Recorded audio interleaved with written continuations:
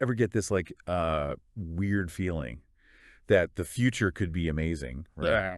But also like totally terrifying at the same time. It's like we're always chasing progress, but what if that chase leads us somewhere we didn't expect? Hmm. Which is what this deep dive is kind of all about. We're gonna be looking at this artist, Derek Horton, and he does this thing, right, where he mashes up images from this 1930s dystopian film. It's called Things to Come, with these like super sunny 70s Domebook manuals about building those utopian geodesic domes. Talk about a clash of vibes. Yeah, I mean, it's a really striking juxtaposition. Totally. But Horton's not just, messing around with aesthetics here. He's using these images to make us question like everything we think we know about progress and utopia. It's interesting, Things to Come was released in 1936. And that was a time when the world was really teetering on the edge. I mean, another war was basically inevitable. And the film throws you right into this future where, like, a century of conflict has basically reset humanity. It's like back to the Stone Age, no more instant communication or global networks or anything. Oh, man. I'd lose it. Can you imagine, like, giving up your smartphone? I have to relearn smoke signals or something. Right. It makes you realize, like, how fragile all this really is. And as if the societal collapse wasn't bad enough, there's this wandering sickness going around. Okay, so this isn't just like your average cold, right? Yeah. Not even close. The way Horton puts it, wandering sickness is really about all these anxieties of the 1930s bubbling to the surface. Like you had disease outbreaks, the Spanish flu, still pretty recent then, plus the depression and all the social unrest. It's like people felt the world itself was sick, unhinged. So wandering sickness is like this metaphor for everything falling apart. Mm. And what happens in the film? Is there like a cure? Wow. Or is everyone, They find something, but it's kind of a double-edged sword, you know what I mean? Uh-oh. This is the part where it gets really dystopian, isn't it? Yeah, you could say that. A group of scientists, they developed this thing called, get this, the gas of peace. You're kidding. The gas of peace. No, seriously. Wow. Okay, so walk me through this. What does it do? Basically, it subdues the population, takes away their free will, but in the name of, like, stability and order, So it makes you wonder, is forced peace really peace at all? Exactly. And that's what makes Things to Come so unsettling, I think. It's like even with the best intentions, the solutions we come up with can backfire in a big way. For sure. Okay, so we've got this bleak future, a civilization in ruins, and a cure that's maybe worse than the disease. Yeah. And this is where we jump ahead a few decades to the 1960s. Right. Think. Social upheaval, counterculture movements, a real hunger for alternative ways of living. Right. Everyone's going back to the land, building communes. Yeah. Which is where the geodesic domes come in, right? But those weren't just about, like, cool architecture, were they? Not at all. Horton uses those Domebook manuals to show how these structures represented something more. Efficiency, self-sufficiency, living in harmony with nature. Go back to those anxieties of the 1930s, and it's like the domes represent this deep yearning for a clean slate. A way to, like, rebuild society from scratch. Totally. Like, literally building a new world, brick by geodesic brick. There's this line Horton pulls from one of the Domebook writers, and it's so simple, but it really stuck with me. Building is a time of expansion. What do you think he meant by that? I don't know. There's just this, like, optimism baked into that statement, right? It captures the hopefulness of the dome building movement, this idea that we're not just pawns in some predetermined dystopia. We can shape our own future. Progress is something we build, not just something that happens to us. Yeah, it's like they were actively rejecting that dystopian vision, committed to forging their own path. Absolutely. Although, even the dome building movement, Yeah. for all its idealism, even they sometimes had this, how do I put this? I don't want to say. Wait, are you saying there's like a dark side to the domes? I always pictured them as all peace, love, and granola. Oh, for sure. A lot of it was like that. But even in these utopian communities, there were rules, hierarchies, and a very specific idea of how things should be. You know what I mean? That's interesting. It kind of reminds you that even utopias can have blind spots. Like, even when we're trying to do things differently, we can accidentally recreate the same patterns of, I don't know, control, maybe? Yeah. Whoa. Okay, so we've got these two visions of the future, and on the surface, they couldn't be more different. A dystopia born out of chaos, and a utopia built on this promise of harmony. But Horton's saying they're not as different as they seem, right? Exactly. And that's where things start to get really interesting. It's like he's saying that the pursuit of progress, even with the best intentions, right? Whether it's through, like, tech, social movements, whatever, it can kind of lead to these outcomes we didn't exactly plan for. Yeah, for sure. And those unintended consequences, they can be pretty gnarly, to put it mildly. I mean, it's easy to look at things to come and think, oh, that's just a product of its time. Right. Like a society traumatized by war, craving stability at any cost. But like, don't you think those impulses, those anxieties, they're still with us today, just in different forms? Oh, absolutely. I mean, think about it. Things to come. They were dealing with the aftermath of World War I, right? The Great Depression, totalitarian regimes popping up left and right. The idea of a gas of peace. In that context, it's dark. But it's not totally unthinkable. People were desperate for a solution, even if it meant giving up a little freedom. Makes you wonder what compromises we're making today that we'll look back on and be like, whoa, what were we thinking? Right.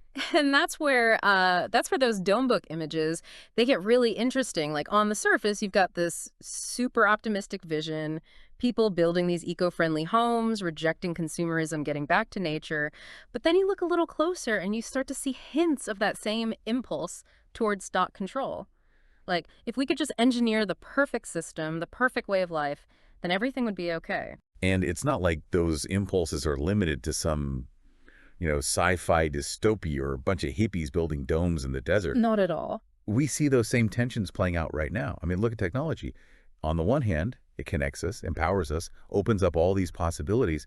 But then on the other hand, there's this constant surveillance, this pressure to be on all the time, these algorithms shaping our every move. It's a trip.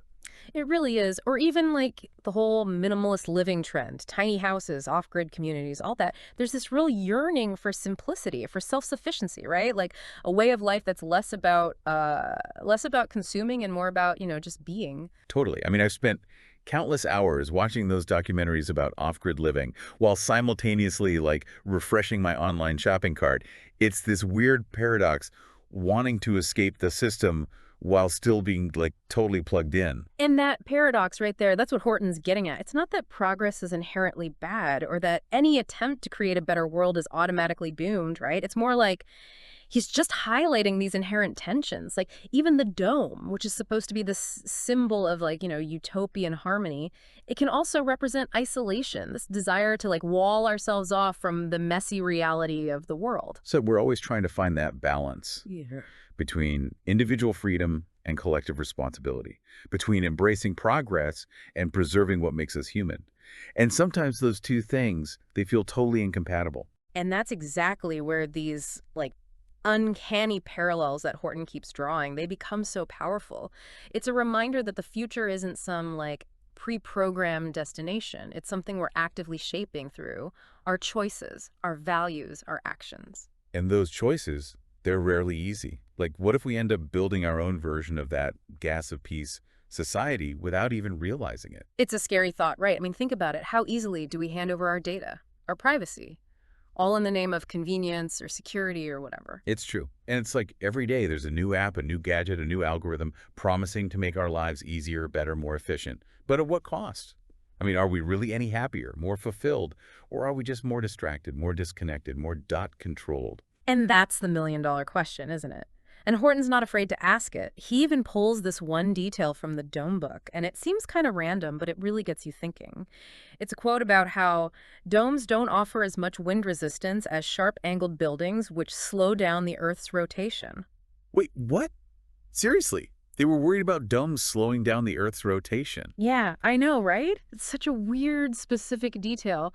But it says so much about their mindset. Yeah, like they weren't just thinking about building houses. They were thinking about like reshaping their relationship with the entire planet. Exactly. Which, I mean, you could interpret that as incredibly ambitious or, maybe a little bit terrifying. Yeah. Or both. It's like, how much control are we really talking about here? Right. It's like that fine line between utopian idealism and like straight up hubris. Totally. And I think that's what makes this whole conversation so relevant. It's not about pointing fingers and being like, domes are bad or technology is evil or whatever. It's more nuanced than that. It's about recognizing that every solution, no matter how well-intentioned, it comes with its own set of complexities. And its own potential for backfiring spectacularly. Exactly. And it's on us to navigate those complexities, right? To be aware of the trade-offs, to think critically about the choices we're making and the world we're creating. It's almost like, I don't know, we're on this tightrope walk, Yeah. between utopia and dystopia. Mm-hmm. And the only way to stay balanced is to constantly be like, wait, where are we going? Is this even the right direction? It's true. And to remember that progress isn't like, a straight line. It's messy. It's all over the place, full of wrong turns. And sometimes you end up right back where you started. Totally. But maybe that's not a bad thing, right? I mean, at least you get a different perspective. Exactly. You learn something along the way. And maybe that's the whole point, right? Maybe it's not about reaching some perfect destination, but about the journey itself. Like all that questioning, all that exploring, that's where we really grow, I think. That's a good point. Yeah. Although it's easy to get overwhelmed too, right? I mean, when you start thinking about all the challenges we're facing, climate change, social injustice, technology changing so fast we can barely keep up, that's a lot. It is a lot. And it's easy to fall into despair, Yeah. especially when it feels like the world's constantly on the verge of like imploding or something. Right. But I think that's where art like Derek Horton's, it can really help. It's not about giving us all the answers or telling us what to think. It's more about sparking our imaginations, getting us to question things, and reminding us that we all have a role to play in shaping the future. It's about empowering us to actually do something, not just sit back and let whatever's going to happen, right? Exactly. And it starts with asking ourselves those big questions, like what kind of world do we actually want to live in? What really matters to us? And how can our actions, how can we make sure they line up with our values? It's like, how do we bridge that gap between like the world as it is right now and the world as we dream it could be? And I guess that sometimes means being brave enough to imagine really different possibilities, right? Even if they seem kind of out there. Yeah, and here's the thing that gives me hope amidst all the uncertainty, right? The line between utopia and dystopia, it's not always so black and white. What might seem like paradise to you could be my worst nightmare. Totally. And that's a good thing. Because it's in those differences, those different perspectives, that we keep the conversation going. That's what keeps us moving forward. So as we wrapped up this deep dive, I think the big takeaway here is this. Progress isn't something that just happens to us. It's not a spectator sport, you know what I mean? It requires us to actually show up, to stay informed, to ask the tough questions, even when there's no easy answers. Well said. And maybe the most important question isn't what is progress, but progress for whom and at what cost? Yeah. Ooh, good one. Lots to think about there. So to everyone listening, we'll leave you with this. What does progress look like to you? How do you define utopia? And what part do you want to play in building the future? Keep those questions in mind as you're out there navigating this crazy, ever-changing world. And until next time, keep exploring, keep questioning, and keep diving deep.